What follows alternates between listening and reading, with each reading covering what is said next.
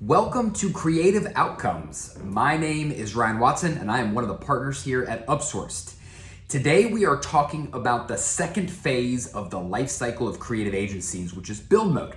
As a recap, the life cycle of creative agencies is a framework that we use to think about the maturation of an agency over its lifetime and what are the common problems, needs, and solutions at each phase.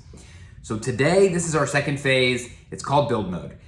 Build mode starts at the inflection point, or I would say the most common inflection point we see from agencies that come to us as new clients. And that inflection point occurs right around the $1 million mark in revenue.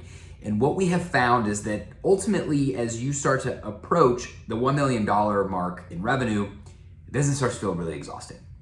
A lot of agency owners are wearing all the hats, and while they've got some business, the way they're servicing it starts to feel really unsustainable.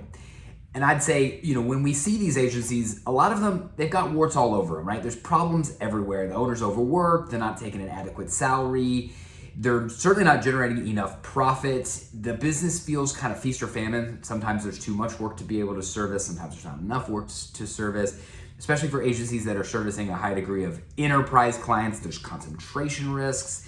And ultimately, and maybe this is the biggest challenge, the success or failure is still highly reliant on that core owner or group of partners. Ultimately, that business does not exist as a separate entity from the owners. And if they were to leave, the business would crumble. And that's a precarious spot. But what I will tell you is, or what I would say the good news is, the hardest part about creating a business is behind you.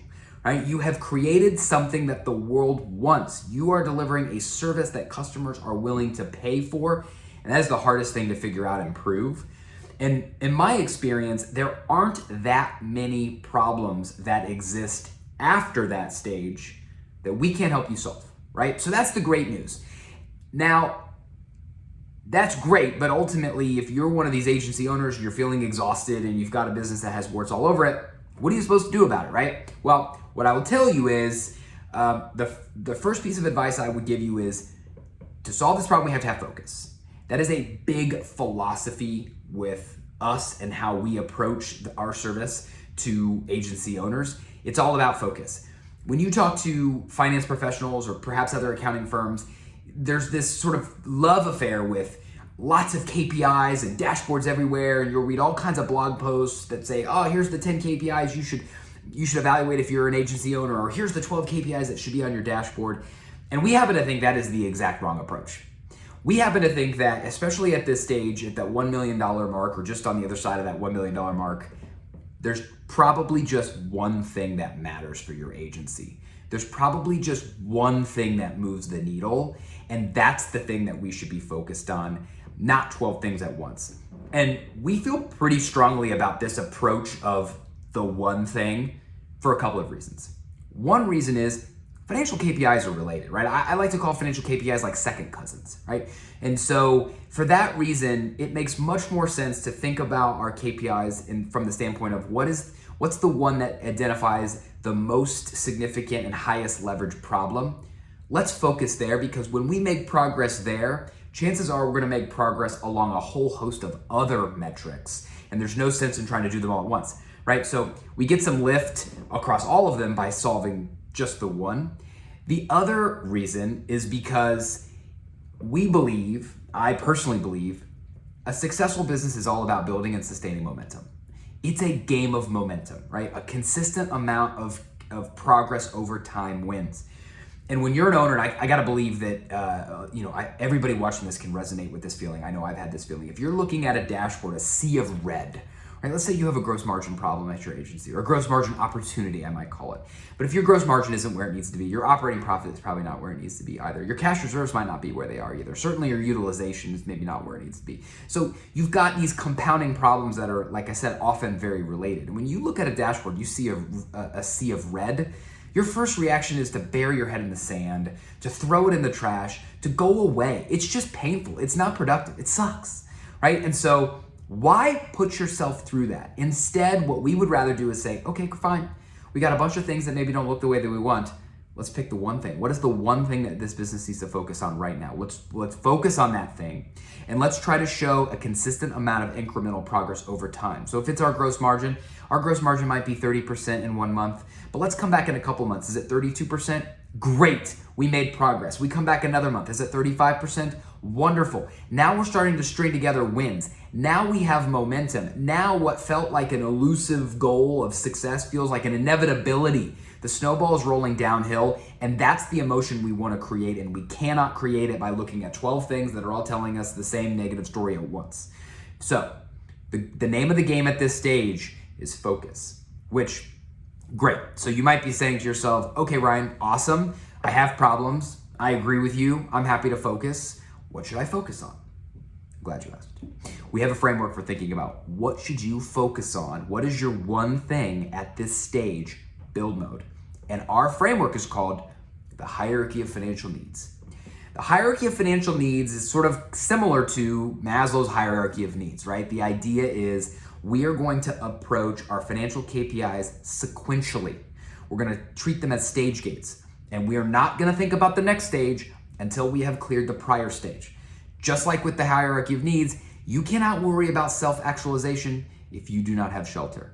So we're gonna move through them sequentially until we get to the very top. So what are the hierarchy of financial needs? Let me tell you.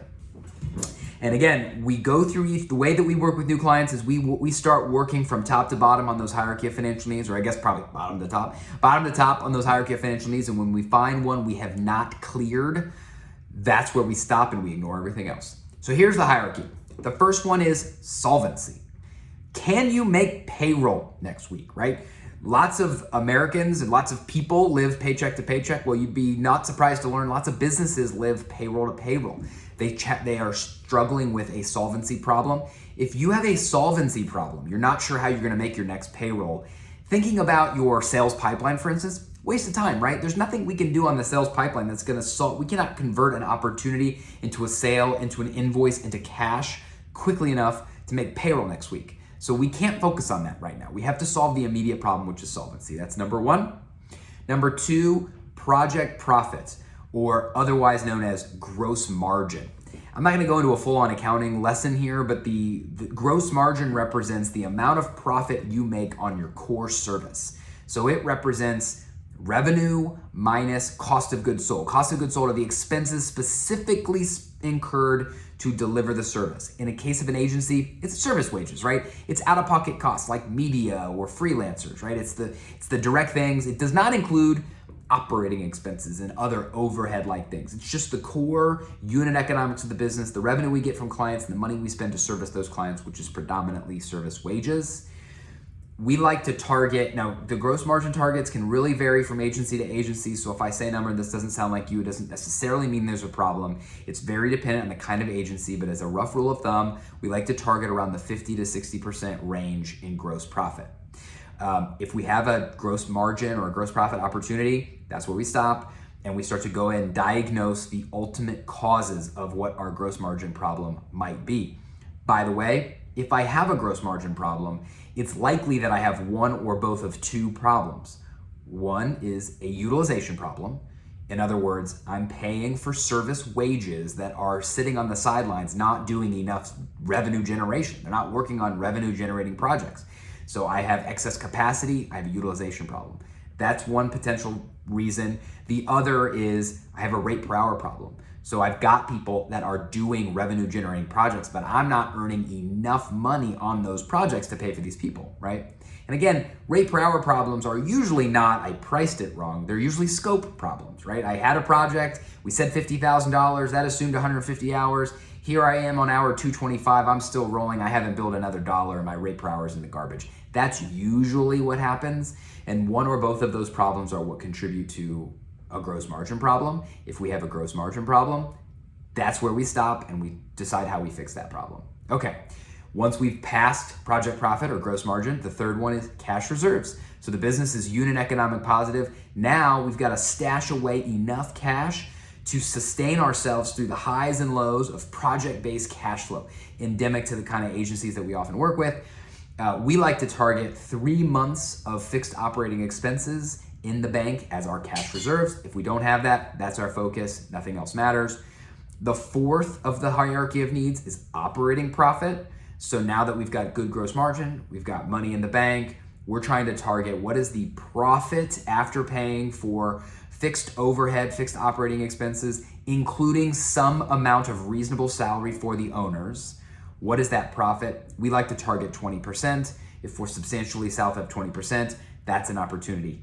And the fifth and final stage of the hierarchy of financial needs is predictable revenue generation. I'd say one hallmark of agencies in the create and build mode is that there is no predictable source of revenue generation. Their revenue comes haphazardly or organically or through word of mouth or through referrals. And there's nothing wrong with generating revenue through referrals, but I have yet to see an agency eclipse the $3 million stage and enter grow mode without having a predictable source of revenue generation. So that's the final. And again, we see that build mode generally starts at the $1 million mark, and you clear it once you have solved predictable revenue generation and the other four stages of the hierarchy of financial needs. We would call you officially in the next phase of your growth, which is grow mode. And we find that more often happens around the 3 to 4 million in revenue mark. So there you have it. That's what build mode looks like. That's how you work your way through build mode. That's how you dominate this stage and you clear the inflection point to get to the next phase. And that's all for this segment of Creative Outcomes. Go ahead and subscribe to our channel and check out our other posts on topics like this. See you next time.